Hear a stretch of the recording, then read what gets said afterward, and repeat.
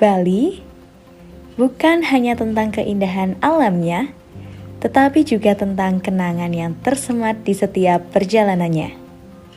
Bali bukan hanya tentang kekayaan budayanya, tetapi juga tentang nilai-nilai yang diajarkannya. Bali bukan hanya tentang mereka, tetapi juga tentang kita.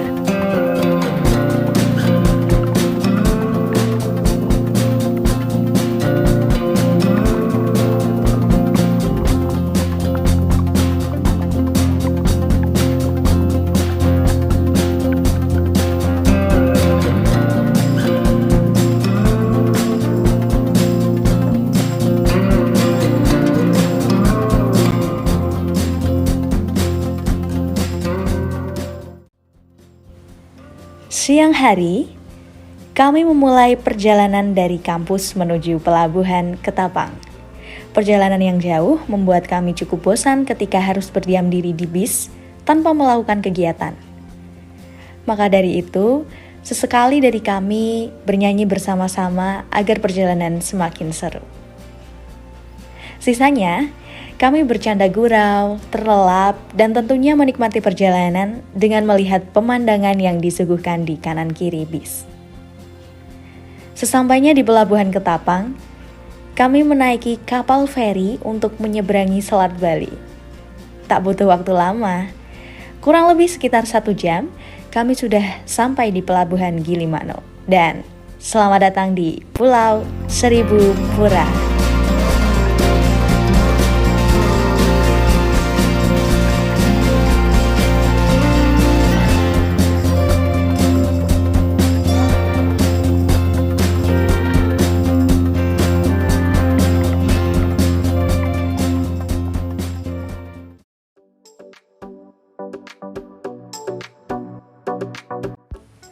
Keesokan harinya, setelah kami sarapan, kami pun menuju ke destinasi yang pertama, yaitu Pura Ulun Danau Beratan yang terletak di Bedugul. Setibanya di kawasan ini, kami disambut dengan udara yang begitu sejuk dan kadang-kadang juga berkabut. Kabut guys. Pura Ulun Danau Beratan memiliki 5 buah komplek pura dan 1 stupa Buddha. Jadi, terdapat akulturasi budaya Hindu dengan Buddha di pura ini. Konon katanya, asal mula kata bedugul adalah gabungan dari beduk dan kulkul. Beduk sendiri adalah alat musik tabuh yang biasa kita jumpai di setiap masjid dan dibunyikan ketika datangnya waktu sholat. Sedangkan kulkul merupakan kentongan yang digunakan sebagai tanda untuk komunikasi masyarakat di Bali. Nah, dari penjabaran tersebut, tergambar bahwa kehidupan masyarakat Hindu dan Islam berdampingan di kawasan ini. Hal ini kembali menjadi pengingat kita untuk saling menghormati terhadap perbedaan-perbedaan yang ada agar tercipta kerukunan bangsa.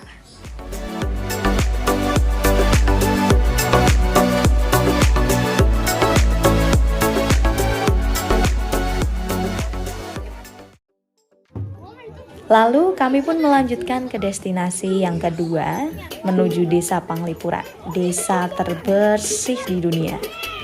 Tidak heran jika desa ini menjadi desa paling bersih, karena ketika kami di sana, kami tak menemui satu pun sampah berserakan di sana. Yang ada adalah ketakjuban kami melihat lingkungan desa yang begitu bersih, asri, serta kental dengan tradisi. Karena ini, desa wisata, kami diperbolehkan masuk ke pemukiman warga untuk mengeksplor keunikan desa ini. Asalkan tetap menjaga etika yang baik ya. Warga di Desa Panglipuran. Nah, katanya dapur kayak gini tuh buat tempat tinggal orang-orang lansia di Desa Panglipuran. Jadi dapurnya memang harus terawat. Masyarakat di sini memegang falsafah hidup Trihita Karana, yaitu 3 penyebab terciptanya kebahagiaan yang meliputi parahyangan, pawongan, dan palemahan. Wah, pantas saja pura ini dibangun dengan posisi yang cukup tinggi. Masyarakatnya pun begitu ramah dengan wisatawan dan tanaman perindang di kanan kiri jalan pun tertata rapi Cuman dan waktunya bersih. tidak mesti bisa pagi, siang, sore. Untuk isinya apakah ada ketentuannya, Pak? Isinya hasil bumi. Hasil bumi. Terutama kalau sehari-hari cukup ada kembang, ada kue kecil lah kalau sehari-hari. Kalau yang sewaktu-waktu itu lebih banyak lagi. Buah bisa 1 kilo, ada jajanan yang lebih banyak. Itu kan sewaktu-waktu, kalau ini setiap hari. Kalau untuk tata letaknya sendiri ada ketentuannya gitu nggak, Pak? Gini, biasanya pertama di pintu masuk rumah. Tujuannya memohon keselamatan supaya aura negatif tidak masuk ke rumah. Setelah itu ini kan penjor nih. Penjor ini karena masih merupakan masih difungsikan, jadi setiap hari juga diberikan persembahan. Nah, untuk peletakannya ada yang ditaruh di bawah, di atas. Kalau yang di bawah itu dipersembahkan kepada makhluk-makhluk halus. Nah, kalau yang di atas itu dipersembahkan kepada para dewa, kepada Tuhan. Makanya penempat itu ada yang di bawah, ada yang di atas. Kalau untuk jumlahnya, Pak, satu hari harus berapa gitu? Nah, tergantung bangun suci yang kita miliki. Puranya bisa berjumlah 20, bisa lebih. Banyak ya berarti banyak. ya. Kalau untuk nyari itunya, Pak, daunnya itu daun Janur, apa? itu janur. Oh, janur. Kalau Apa janur beli? kadang-kala kita beli, kadang-kala kita juga kalau punya pohon kelapa kita ambil di pohon kelapa. Biasanya kebanyakan dibeli. Bunga juga kadang-kadang kita beli juga. Kalau misalkan kayak gini Pak, biasanya dalam waktu berapa lama? Apanya? Ini besoknya diganti lagi dengan yang baru.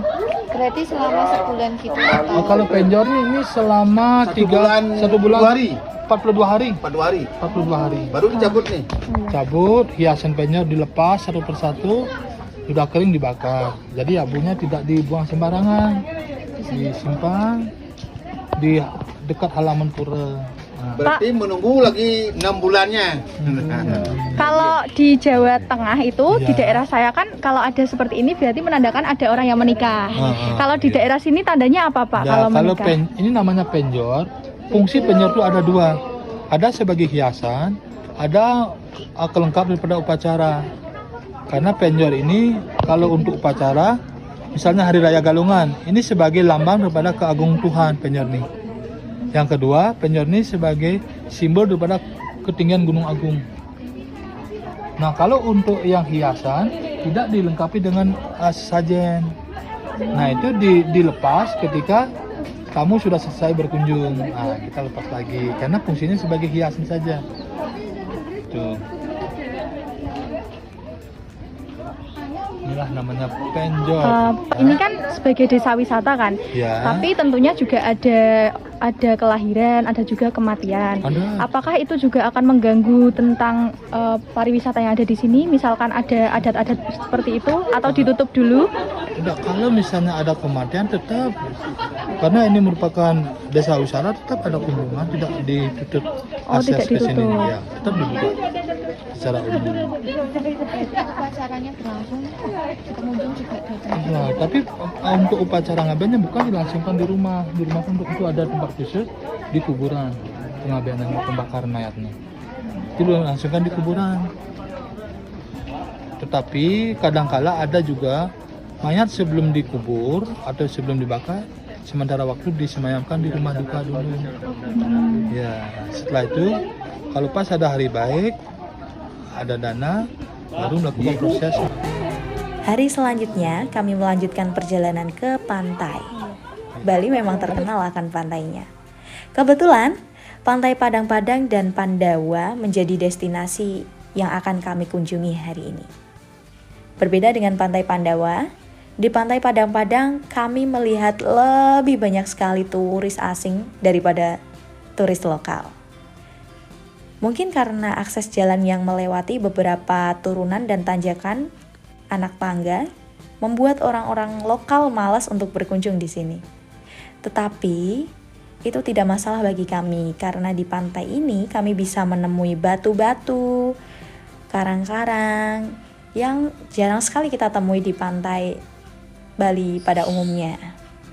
Dari keindahan tempat ini, kami belajar untuk terus mencintai alam dengan menjaga kelestariannya. Membuang sampah pada tempatnya dan mengurangi penggunaan plastik menjadi salah satu langkah yang bisa kita lakukan. Karena, kalau kata orang bijak, perubahan dimulai dari diri sendiri. Sore harinya, perjalanan ini pun ditutup dengan penampilan dari tari kecak yang berlatar belakang pantai Pandawa dengan keindahan langitnya yang berwarna merah ke kuning unguan. Wow, paket combo.